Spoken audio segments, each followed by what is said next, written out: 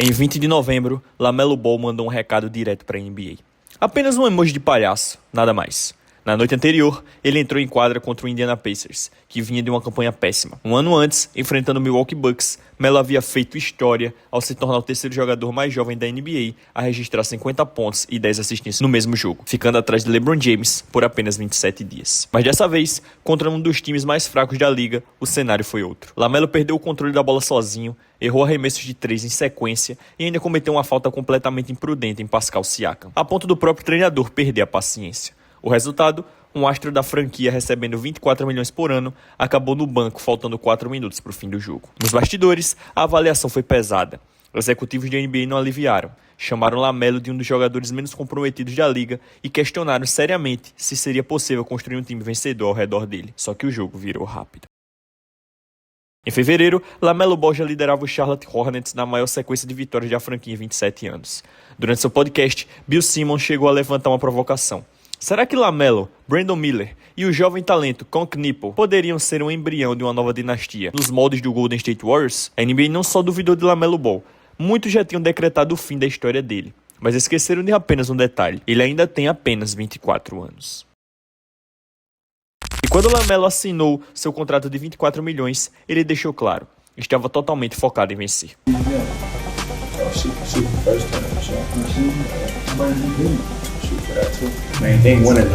O problema é que os resultados não acompanharam.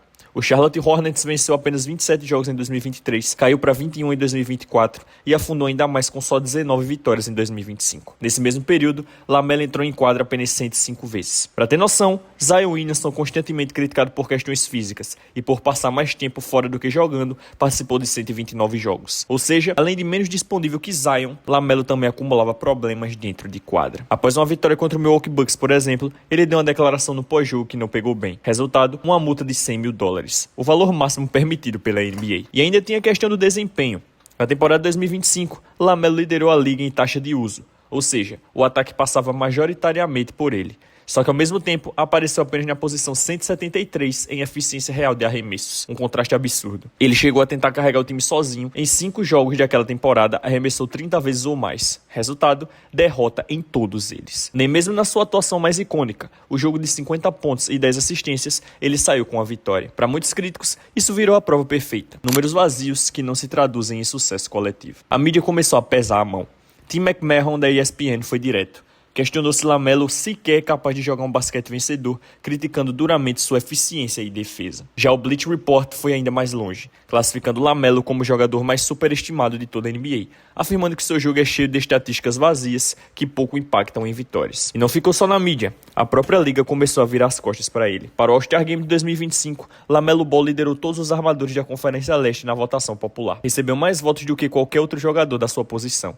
Mesmo assim, os técnicos simplesmente o deixaram de fora da seleção final. Depois, com a lesão de Giannis Antetokounmpo, surgiu uma vaga como substituto. Era a segunda chance perfeita, mas mais uma vez, a liga ignorou LaMelo e escolheu Trae Young. Ou seja, a NBA teve 2 oportunidades claras de colocar um dos jogadores mais midiáticos da liga no All-Star e recusou nas 2. Mesmo com toda essa rejeição, LaMelo começou a temporada 2025 voando. Logo na estreia, comandou uma atuação absurda contra o Houston Rockets, 34 pontos, 11 assistências e 8 rebotes, liderando seu time à vitória. E não parou por aí. Rockets really fortunate there. Absolutely. Ball. He gets the 3 to go off the offensive rebound and kick out. Nos primeiros 18 jogos, ele sustentou média de 31,1 pontos, 6,9 assistências e 5,4 rebotes por partida. Números de superstar, sem discussão. As lesões acabaram atrapalhando a sequência, mas o nível de talento que ele mostrou ali é algo que poucos jogadores no mundo conseguem alcançar. Só que mesmo assim, a narrativa já estava formada. Para a mídia, toda derrota era culpa do LaMelo.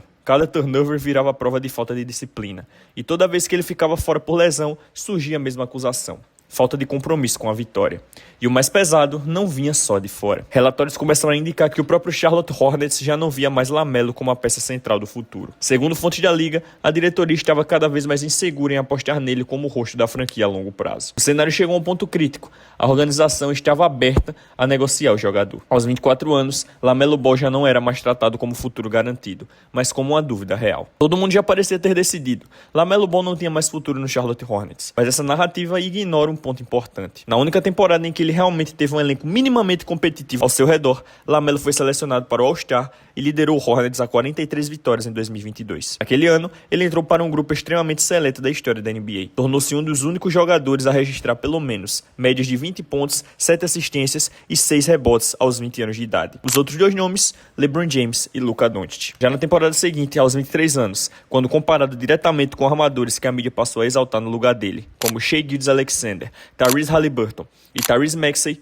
LaMelo continuava entregando números de elite. Entre esses nomes apontados como o futuro da liga, ele se mantinha competitivo em praticamente todas as estatísticas principais. Seus 25,2 pontos por jogo o colocavam na terceira posição entre esse grupo. Seus 4,9 rebotes também eram a terceira melhor marca. E suas 7,4 assistências o colocavam em segundo lugar. Ou seja, ele produzia no mesmo nível. A diferença, LaMelo fazia isso praticamente sozinho. Você tá gostando desse vídeo do LaMelo Ball? Então me ajuda aí. Sabia que quase 80% das pessoas que assistem os vídeos aqui do canal não são inscritas? Então vamos mudar isso aí, pô. Se inscreve no canal, deixa o like pra fazer esse vídeo chegar a mais amantes do basquete. Fez tudo isso? Agora sim, vamos voltar pro vídeo. Tamo junto. Enquanto isso, a mídia ignorava fatores básicos como montagem de elenco e qualidade dos companheiros ao redor dele. E como se isso não bastasse, ainda existia um problema enorme fora de quadra que influenciava diretamente sua imagem. O próprio pai. Antes mesmo de chegar à NBA, LaVar Ball já havia tomado decisões bastante questionáveis na carreira do filho. Escolhas que colocaram LaMelo Ball sobre os holofotes, mas também prejudicaram diretamente seu desenvolvimento. O caso mais marcante foi quando LaVar tirou LaMelo do ensino médio aos 16 anos para levá-lo para jogar na Lituânia. Naquele momento, Melo deixou de ser visto como um dos principais talentos da sua classe e passou a nem aparecer mais como escolha garantida de primeira rodada no draft. Foi uma decisão que quase custou caro demais. A reviravolta só aconteceu porque o próprio LaMelo decidiu voltar aos Estados Unidos e retomar o seu caminho. Uma escolha que, na prática, salvou sua trajetória. E os problemas não pararam por aí. Já na NBA, LaVar continuou fazendo declarações exageradas, como dizer que um LaMelo ainda novato venceria Stephen Curry no X1. Esse tipo de exposição constante teve um efeito claro. Por causa da família, LaMelo virou destaque desde muito cedo, mas por causa do pai, essa atenção muitas vezes veio carregada de críticas. Como o nome dele já era conhecido desde a adolescência, o nível de cobrança sempre foi muito acima do normal para um jogador da sua idade. E o contexto em quadra também não ajudava. Enquanto Shai Gilgeous-Alexander contava com Chet Holmgren e Jalen Williams ao seu lado, e Anthony Edwards tinha suporte de Rudy Gobert, Karl-Anthony Towns e depois Julius Randle, e Tyrese Maxey dividia a quadra com o MVP Joel Embiid, o Charlotte Hornets colocava LaMelo ao lado de nomes como Gordon Hayward e Terry Rozier. Essas que simplesmente não elevavam o time ao mesmo nível competitivo. E isso importa mais do que muita gente admite. Até mesmo lendas no auge sofreram com contextos ruins. Kobe Bryant ficou de fora dos playoffs em 2005, e LeBron James também não conseguiu levar seu time à pós-temporada em 2019. No fim das contas, os números de LaMelo contam história, mas o contexto explica tudo. Na última temporada, o Charlotte Hornets, que venceu apenas 19 jogos, tinha um dado revelador. Com LaMelo bom em quadra, o time superava os adversários por 6,6 pontos a cada 100 posses. Com ele jogando, vieram 16 vitórias. Sem ele, um desastroso 3 vitórias e 32 derrotas. Ou seja, as derrotas não eram sobre LaMelo, eram sobre o nível do elenco ao redor dele, porque talento nunca foi o problema. Desde cedo isso já era evidente. Em 2021, LaMelo se tornou o jogador mais jovem da história da NBA a registrar um triplo-duplo, marca que só recentemente foi superada por Josh Giddey. Ele aparece à frente até de LeBron James nesse ranking. Ainda assim, parecia que a narrativa já estava definida. O que quase ninguém se perguntava era: o que aconteceria se LaMelo finalmente tivesse um time competitivo? Aquele emoji de palhaço não era imaturidade, era um aviso. No dia 22 de janeiro, quando o Hornets enfrentou o Orlando Magic, o time tinha campanha de 16 vitórias e 28 derrotas e estava praticamente fora da briga por playoffs. Então, tudo mudou. Brandon Miller. Long three by Ball. He got nothing but net. Hot potato basketball and now section direct traffic. Look what I found! Miles Bridges, how do you do? Eles atropelaram o Magic, depois dominaram o Philadelphia 76ers. E após uma vitória apertada contra o San Antonio Spurs, algo começou a chamar a atenção. He's got instincts for days. Knipple gets it back. Ball to the rim. Bridges finishes. 9 vitórias seguidas. A maior sequência da franquia em 27 anos. E mais do que isso, uma sequência que mudou completamente a percepção sobre o time.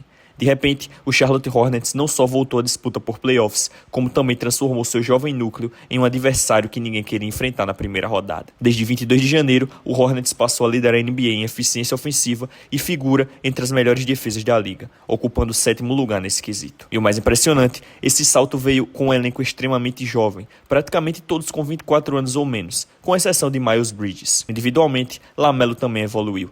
Seu impacto em quadra, plus-minus, atingiu o melhor nível da carreira, mesmo com menos minutos. Uma estratégia clara do time para preservar sua saúde. Por isso, seus números brutos podem até parecer normais, mas quando ajustados por tempo em quadra, o desempenho é de uma verdadeira estrela da franquia. E tem mais, desde essa virada, Luka Doncic lidera a NBA em bolas de 3 convertidas. Com LaMelo logo atrás, na sequência, aparecem nomes como Brandon Miller e Con Knippel, talentos do time.